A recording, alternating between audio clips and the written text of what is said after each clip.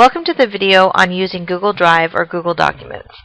Remember that this is the free alternative to using Microsoft Office PowerPoint presentation software. The good thing about Google Documents is that you can create a presentation that all of your group members have access to. It's just housed on the web. So you can go in, each person can make their own edits, their own changes, their own additions to the presentation. In addition, you can leave each other questions and comments along the side. You can even meet in the document in real time and instant message each other as you're going through and working on it. To begin with, one person in the group needs to have a Google account or a Gmail account. So from the Google home page, you would click Sign In. If you already have an account, you can just go ahead and sign in. If not, you would want to sign up. It's very easy to do, basically some basic information as well as creating a password. In addition to getting a free Gmail account, email account, you can also access many other Google products. So you can use Google Hangout, which uses your webcams, and it creates a Skype-like environment where you can communicate with anybody else who has a webcam. You can do instant messaging, you have the calendar functions, and so on. But I already have an account, so I'm going to go ahead and sign in.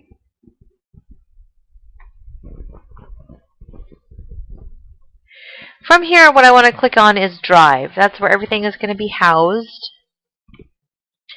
On the left-hand side, you'll see a Create button, and that's where you can create a document, presentation, spreadsheet, form, drawing, application, and so on. The presentation is going to be like the PowerPoint software, Microsoft Office. And here now, the person whose account we're using should probably start the presentation. So just choose a background. You can always change it later. And what you need to do is just start the presentation by at least creating a title slide. So here we'll just put, you would choose what you would use for your presentation, but I'll just put a placeholder here. Probably on that title page, it would be helpful to have your group members,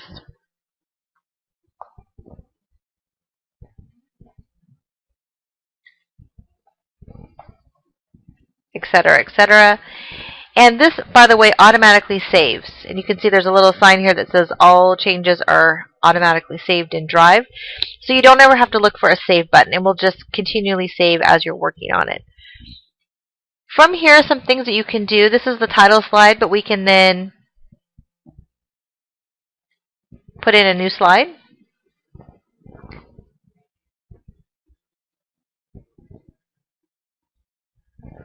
We can, from that slide, we can insert images, links, different things that we would need. You can create a different layout. Like, let's say you need a different type of slide.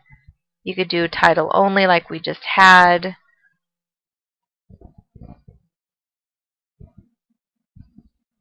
A title with 2 columns. Perhaps you might need something like this.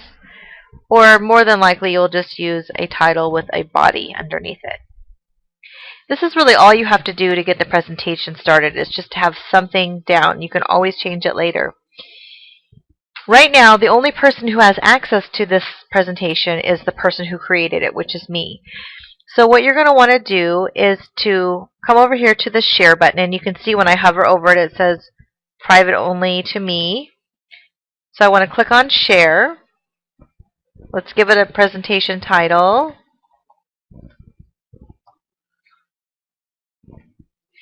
Now from this page, what I want to do, you can see that who has access, only the people listed below is an option, which is me. But I want to hit Change, and I want to choose anyone with the link. That means if I give the URL address to anyone, they can access the presentation.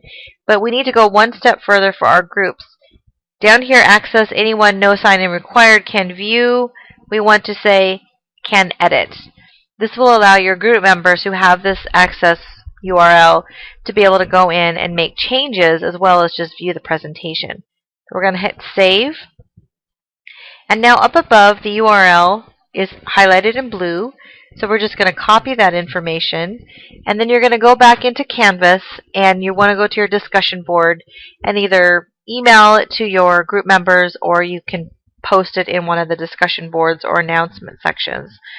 The thing that's really key about this, and I see a lot of mistakes when people try to do this, is if you just post this URL, your group members can access it. If you have changed it to anyone with the link can view, and also have done that drop-down menu can edit. You do not need to share email addresses with each other. You do not need to add anybody's email into the presentation. This just means that you can click on that link and it should take you right to the presentation. So that is the advantage of this, is that you don't all have to share email and wonder who has access, who doesn't. Go ahead and click Done.